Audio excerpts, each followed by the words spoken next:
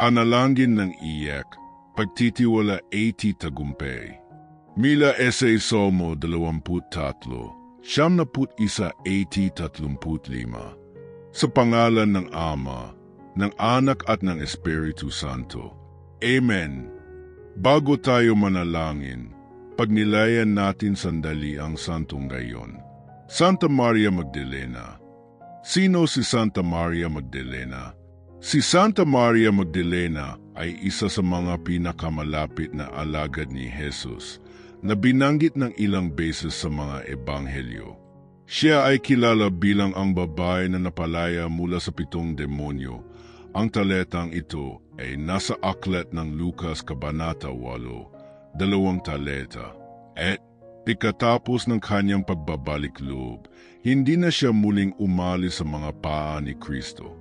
Ang kanyang pangalan na Magdalena ay nagmula sa Magdala, ang lungsod kung saan siya nagmula.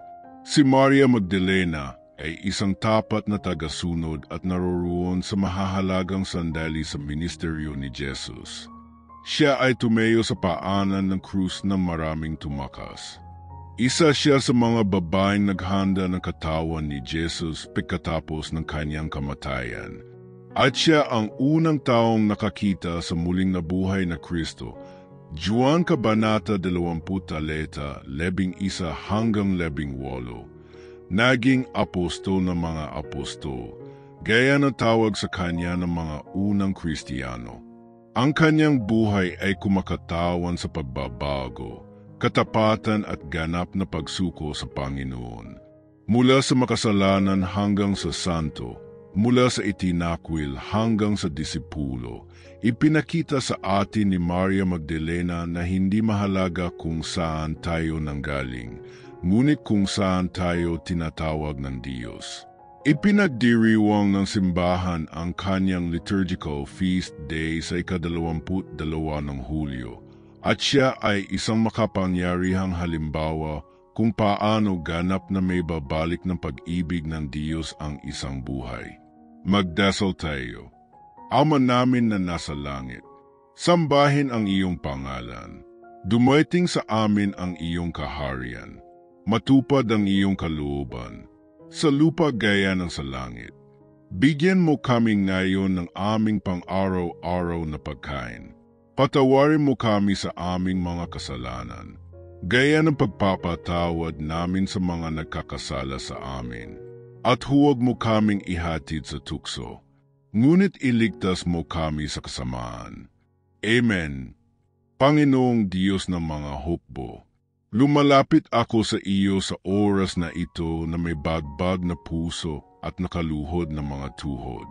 Sumisigaw na buong lakas ng aking kaluluwa. Ikaw ang aking kalasag, ang aking boto, ang aking ligtas na kanlungan. Halina, Panginoon, ipaglaban mo ang aking mga laban, sapagkat ikaw lamang ang may kapangyarihang magligtas. Ikaw ang aking pasto, O Diyos, at hindi ako makukulang. Kahit na ang lahat ay tila nawala, kapag ang katahimikan ay sumisigaw, kapag ang sakit ay sumasalakay sa puso, ipinapahayag ko, ikaw ang kasama ko. Inahiga mo ako sa luntiang pastulan. Dinala mo ako sa tabi ng tahimik na tubig. Iyong ibinabalik ang aking pagod na kaluluwa at pinatnubayan ako sa landas ng katuwiran. Alang-alang sa iyong pangalan. Kahit na lumakad ako sa libis ng anino ng kamatayan, hindi ako matatakot sa kasamaan, sapagkat ang presensya mo ay pumapalibot sa akin. Ang iyong pamalo at ang iyong tungkod, sila ay umaaliw sa akin. Naghahanda ka ng hapag sa harap ko sa harapan ng mga umusig sa akin, at pahiran mo ako ng sariwang langis. Tumatakbo ang tasa ko. Ang kabutihan at awa ay susunod sa akin sa lahat ng mga araw ng aking buhay. At ako'y tatahan sa bahay ng Panginoon, sa lihim na dako ng kataas-taasan, araw-araw para sa lahat ng walang hanggan. Siya na tumatahan sa lihim na dako ng kataas-taasan, at magpahinga sa lilim ng makapangyarihan. Masasabi na may pananampalataya, ikaw ang aking kanlungan, aking kuta, aking Diyos na aking pinagtitiwalaan. Panginoon, nagtitiwala ako sa iyo. Iligtas mo ako mula sa silo na manghuhuli, mula sa sinungaling na bibig, mula sa makamandag na dila, mula sa palaso na lumilipad sa araw at mula sa mga salot na tumatama sa kadiliman. 1,000 ang mabubuwal sa aking tagiliran, 10,000 sa aking kanang kamay. Pero hindi ako tatamaan, sapagkat ako'y natatakpan ng iyong dugo, na iniingatan sa ilalim ng iyong mga pakpak. Inoprotektahan ng iyong katapatan na kalasag at baluti. Sapagkat ako'y natatakpan ng iyong dugo, na iniingatan sa ilalim ng iyong mga pakpak. Inoprotektahan ng iyong katapatan na kalasag at baluti. Utos, Panginoon, ang iyong mga anghel na bantayan ako. Hayaan silang magkampo sa paligid ng aking bahay, sa aking pamilya, sa aking mga landas. Naway ipaglaban nila ako sa umaga kapag ako'y umiyak, sa mga araw na wala na akong lakas. Sa mga sandaling nag-aalinlangan ang aking pananampalataya, ibuhos mo, Panginoon, ang iyong apoy sa bawat masamang gawain na inilunsad laban sa akin. I-dismantle ang bawat bitag, sirain ang bawat arrow ng kalaban. Alisin ang mga belo, basagin ang mga tanikala, at tahimikin ang mga tinig na pilit na nagpapahina sa akin. Sumigaw ako tulad ng salmista sa awit 35. Makipagtalo, O Panginoon, sa mga nakikipagtalo sa akin. Lumaban sa mga lumalaban sa akin. Kinin ang kalasag at sibat. Bumangon ka upang tulungan ako. Alisin ang mga plano na mainggitin. Isara ang mga bibig ng mga maninirang puri. Ibagsak ang bawat isinumpang salita na ibinabato sa buhay ko. Mapahiya nawayaw mga nagbabalak laban sa akin. Hayaang umetras ang mga nagnanais ng aking pagbagsak. Naway maging parang ipa sa harap ng hangin at habulin nawa sila ng iyong anghel. Panginoon, huwag mo akong hayaang mapahiya, sapagkat ako'y nagtitiwala sa iyong pangalan. Huwag hayaang sabihin ng kalaban, nanalo ako, sapagkat ikaw ang Diyos ng aking kaligtasan, at ang aking tagumpay ay nagmumula sa iyo. Damitan ako ng makalangit na baluti. Bigyan mo ako ng lakas na huwag umetras, lakas ng loob na patuloy na lumaban, at pananampalataya na makakita ng higit sa kung ano ang ipinapakita ng natural na mga mata. Panginoon, tumayo laban sa lahat ng depresyon, tagabalisa, takot at pang-aapi. Himinga ng buhay kung saan may panghihina ng loob. Buksan ang mga pinto kung saan may mga pader lamang. Pagalingin mo ang aking katawan, baguhin ang aking espiritu, ilagay ang aking mga paa sa bato.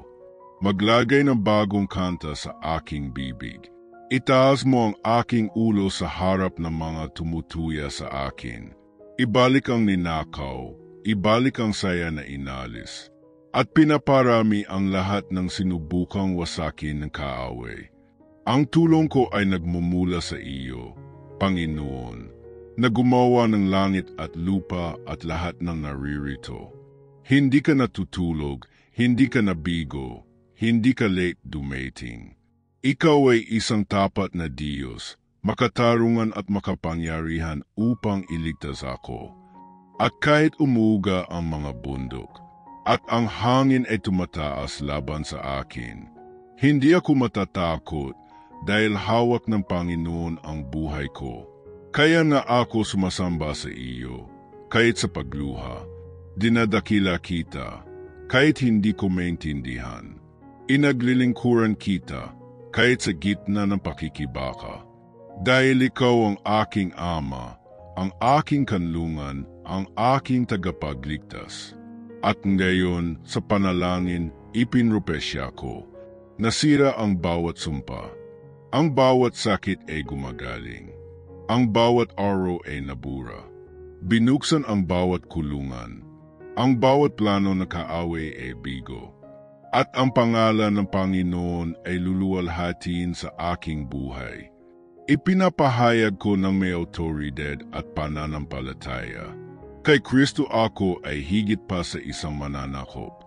Walang makapaghihiwalay sa akin sa pag-ibig ng Diyos.